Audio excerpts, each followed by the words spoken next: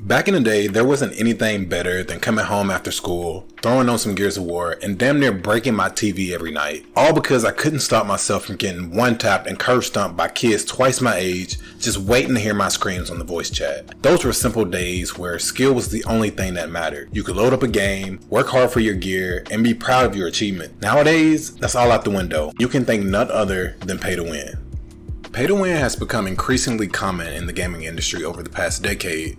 The model allows players to use real money to gain an advantage over others, often resulting in an unfair playing field. Now let's talk about the silent killer that is pay to win. The seeds of pay to win can be traced back to the era of expansion packs and downloadable content, or DLC. These additional content packs provided players with new gameplay experiences, often adding new levels, characters, and items to the base game. DLC was never really tied to the multiplayer experience. If you wanted to climb the ranks of your favorite game, you didn't need to spend extra money outside of it. Over the years though, that was a trend that quickly faded. While most DLC was optional, developers sometimes incorporated elements that, when purchased, could give players an edge over those who didn't buy them. It took some time, but this practice laid the groundwork for the pay-to-win concept that would later become much more pronounced. DLC was only the beginning. Looming just around the corner was an even worse threat. Mobile gaming emerged as a dominant force in the gaming industry, and with it came microtransactions, the practice of selling small in-game items or currency for real money. Free-to-play games relied heavily on microtransactions to generate revenue. This business model, which initially gained traction on mobile platforms, eventually found its way into mainstream gaming. Many probably didn't even realize or acknowledge the fact that mobile gaming was the beginning of free-to-play and microtransactions. Microtransactions opened the floodgates for pay-to-win mechanics. Developers realized they could profit from players' desire to progress faster or gain an advantage over others. After that, many free-to-play games began incorporating purchasable in-game items or currency that provided significant benefits, such as more powerful weapons or extra lives. While these mechanics were not universally popular, they proved to be lucrative, and the gaming industry took notice. As microtransactions became more profitable, major game developers and publishers began implementing pay-to-win mechanics in AAA games. These premium titles, which already carried a hefty price tag, started featuring microtransactions and loot boxes. Loot boxes, in particular, have been a contentious issue as they rely on chance and can be compared to gambling. Players who are willing to spend more money on loot boxes would often have a better chance of obtaining rare and powerful gear, skewing the balance of competition in multiplayer games. Supercell's Clash of Clans is one of the most successful mobile games of all time, and a prime example of the pay-to-win model. Players can spend real money to purchase gems, a currency that can be used to accelerate progress, instantly complete building upgrades, and train armies more quickly.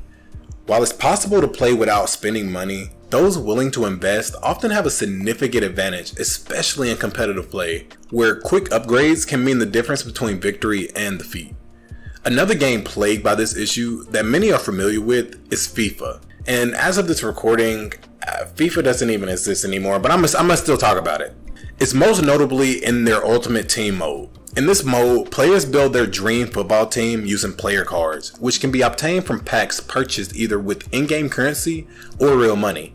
The odds of getting top tier players from these packs are low, pushing players to buy more packs and spend more money, creating a clear advantage for those who can afford to do so. Despite criticism, Ultimate Team remains a massive revenue driver for EA, highlighting the profitability of the pay-to-win model.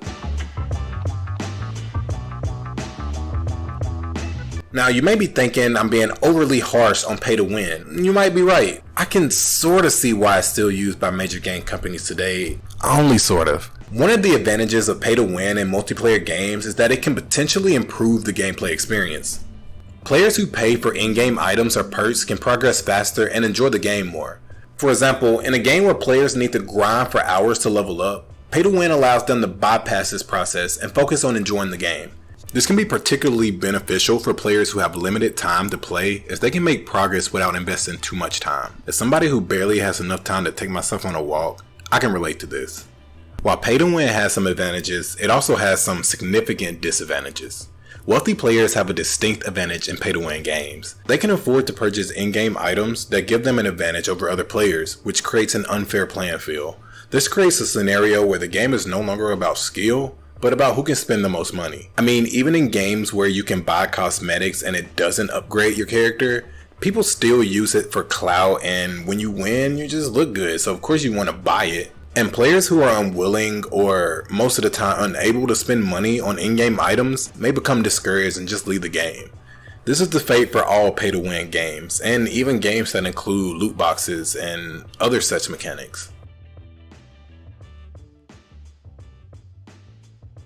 In recent years, multiplayer gaming has experienced a surge in popularity, with millions of players worldwide participating in online matches across various platforms. As the industry continues to evolve, new trends and innovations emerge that challenge traditional gameplay mechanics and shift the player experience. The rise of esports has been a significant driver of innovation in multiplayer gaming. Esports has transformed gaming into a spectator sport, with professional players and teams competing for sizable prize pools in front of live audiences and online viewers. Esports has brought new levels of competition and professionalism to gaming, with game developers responding by designing games with esports in mind. This has led to the creation of more balanced and skill-based games, which prioritize fair play over pay-to-win mechanics.